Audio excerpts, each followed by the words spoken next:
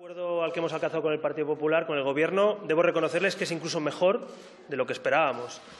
Habíamos pactado en un preacuerdo, como ustedes saben, el techo de gasto de 3.850 millones. Finalmente serán 4.087 millones, prácticamente 4.100 millones de euros para, por un lado, partidas para la clase media trabajadora, para recuperar a esa clase media que se ha caído durante la crisis y que hay que volver a darle la mano para que se recupere, para que se levante, y, por otro lado, para modernizar España. Partidas de modernización, de innovación, de futuro, de educación, de justicia, de calidad en el empleo, en definitiva, para situar a España al frente de los mejores países de Europa y no situar a España en el vagón de cola de la educación, del empleo o de la innovación.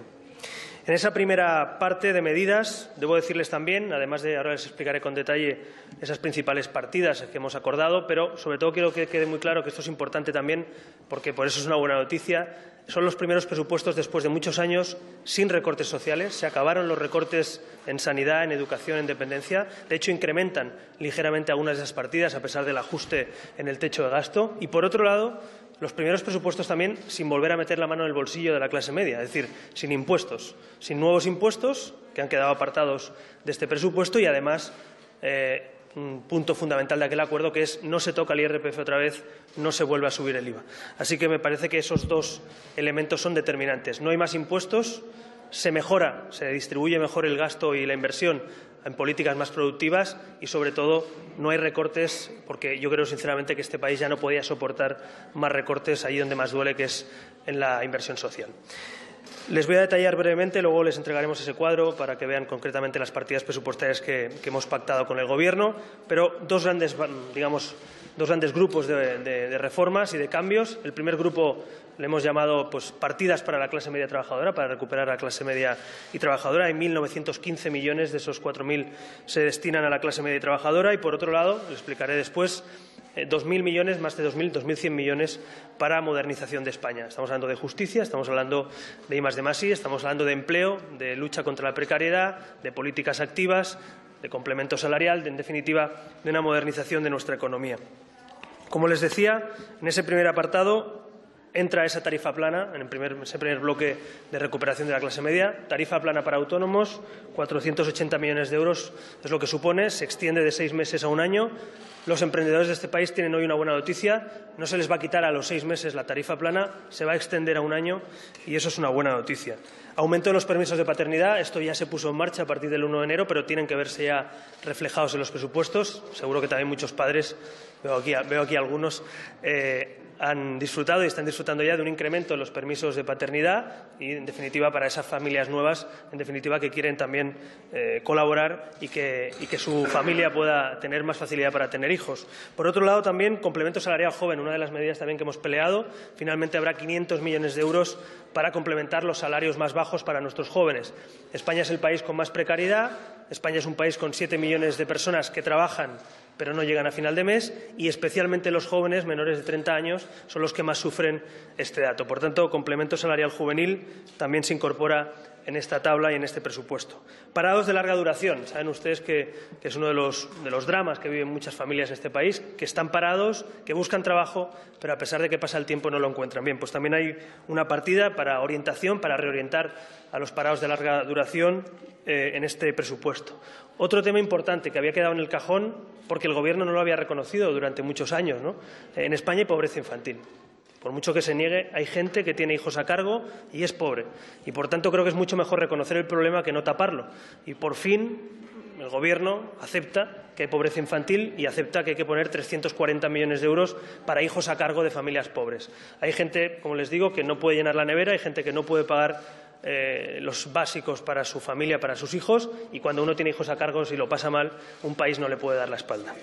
Por otro lado, también se revierten los recortes, en este caso, en dependencia. Por fin paramos esa sangría de recortes en dependencia, incluso incrementa un 10% la partida estatal y vamos a incrementar 100 millones de euros más para la dependencia respecto al presupuesto del año 2016. Creo que es una buena noticia también porque los dependientes y sus familiares han sufrido de 2012 a hoy recortes dolorosísimos para muchas familias, y que hoy sepan que esto empieza a cambiar, que gira y hay un punto de inflexión, creo que es una buena noticia que se incremente un 10% el presupuesto en dependencia. Esto como les decía, es la partida que destinamos para la clase media trabajadora y a continuación les explico las otras partidas, las partidas de innovación, futuro y economía del conocimiento, las partidas de modernización de España. Habrá 1.200 millones destinados a la formación en el empleo. Como saben, una partida importantísima. Ciudadanos tienen una obsesión, que es conseguir que la gente pueda reorientar su vida laboral, pueda encontrar trabajo de nuevo para la gente que está en el paro.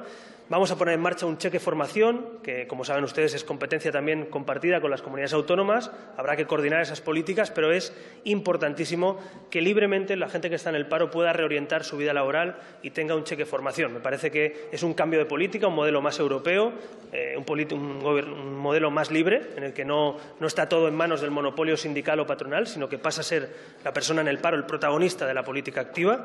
Y eso me parece un cambio de rumbo, un cambio de política absoluto de lo que tenemos en los últimos años. Así que ese cheque formación, finalmente, que es una de nuestras políticas estrella, podemos decir, activas de empleo, entra también en este presupuesto con 1.200 millones de euros. También hay un plan contra el fracaso escolar, que lo presentamos aquí hace unas semanas en el Congreso con Luis Garicano, con Marta Martín, con las entidades de profesores que también lo solicitaban, y está bien también que el país con más fracaso escolar de Europa tenga un plan de choque contra el fracaso escolar. También hay un plan para las familias que no pueden pagar los libros de texto.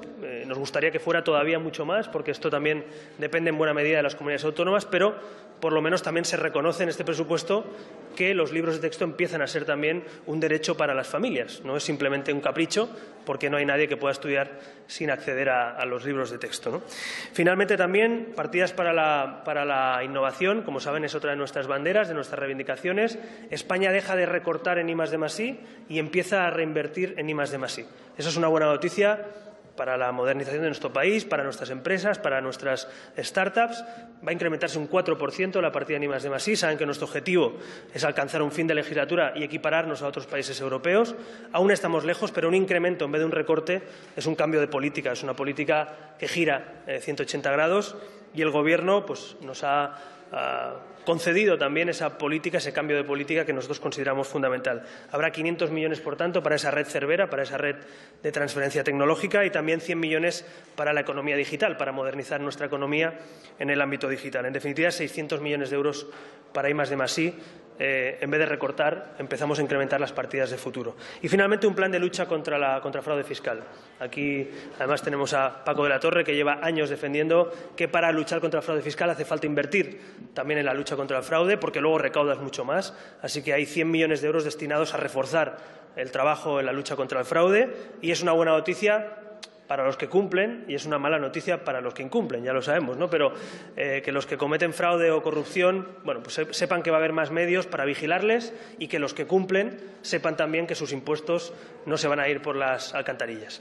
En definitiva, acabo con esto, las partidas que estaban en el acuerdo, y también, finalmente, se incorpora la reducción, la vuelta al IVA en el ámbito cultural, en el ámbito del teatro, de la música y la danza, al 10%, al IVA reducido. Me parece que es de justicia que un país que ha maltratado fiscalmente en los últimos 4 años al teatro, a la música o a la danza recupere ya no un privilegio, sino simplemente lo que es la media europea en ese 10% de IVA. Así que es una buena noticia también para la clase media y trabajadora, que podrá permitirse de una manera más fácil acceder a la cultura. No hay un país moderno, libre y avanzado que no cuide también la cultura y el acceso a la cultura de sus ciudadanos. Así que me parece que es una buena noticia para una industria, porque es una industria, pero también para un modelo de país. Así que también celebramos que lo que ya avanzó el ministro Méndez de Vigo se convierta en una reducción, en una partida concreta, ¿no?, que es la reducción en los espectáculos de música, teatro y danza.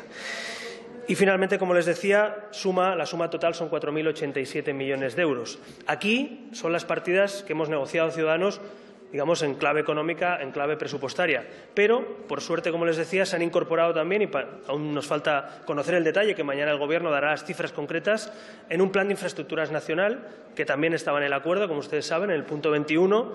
Ciudadanos exigió dejar de construir a golpe de cita electoral, dejar de hacer aeropuertos sin aviones o radiales sin coches, para empezar a hacer infraestructuras necesarias y productivas, ¿no? Ahí está el corredor mediterráneo, que ya anunció el presidente de Gobierno, que yo mismo le pregunté la semana pasada. Hay un compromiso del Gobierno de acabar el corredor mediterráneo en 2020, por tanto, un plan anual, pero también plurianual de inversión permanente en un corredor que afecta a 5 comunidades autónomas y que es una infraestructura española y europea, y también en el corredor atlántico y, en este caso, nosotros, ya me avanzo seguramente a alguna pregunta, también estamos de acuerdo en la revisión del REF, del régimen económico fiscal en Canarias. Por tanto, me avanzo a las preguntas. Si finalmente Coalición Canaria o el PNV están de acuerdo con ese corredor atlántico y esa Y vasca, o en este caso Coalición Canaria, como nosotros en el programa, quiere revisar el REF, nosotros estamos de acuerdo porque forma parte del punto 21, en este caso respecto a la Y vasca y al corredor, y del punto 123 respecto a la reforma del REF, del régimen económico y fiscal para Canarias. Por tanto, se demuestra también que si lo que vamos a hacer en este presupuesto es hablar de economía, puede haber puntos de encuentro. Si lo que quieren hablar algunos es de identidad, pues entonces no hay puntos de encuentro, ¿no? Así que celebro, por lo menos hasta la fecha, que estos partidos de ámbito regional no estén condicionando los presupuestos en cuestiones identitarias, sino el debate sea de infraestructuras, de fiscalidad o de trabajo, en definitiva, por el común de los ciudadanos, ¿no? Y en cuanto a, en definitiva, partidas, se acaba aquí lo que les quería explicar. Simplemente quiero acabar agradeciendo, en primer lugar, a mi equipo, al equipo económico de Ciudadanos, que ha hecho una brillante labor, que ha estado siempre, en todos los momentos, con Luis Garicano al frente y con todo el equipo, con Toni, con Paco de la Torre, Melisa, José Manuel Villegas. Y también quiero darle las gracias, porque es justo, al Gobierno por cumplir, porque cuando cumples las cosas todo es más fácil, y al secretario de Estado de Presupuestos, en concreto, al señor Alberto Nadal, también por haber facilitado esta labor y este acuerdo. Así que, cuando las cosas se cumplen, cuando alguien tiene palabra, cuando los gobiernos se dedican a cumplir los acuerdos de investidura, las cosas salen bien. Creo que es una lección también para todos este acuerdo presupuestario. Y nada más, simplemente quiero también darle las gracias a los españoles por su paciencia, porque este presupuesto tenía que haber llegado en enero y estamos haciendo una rueda de prensa a finales de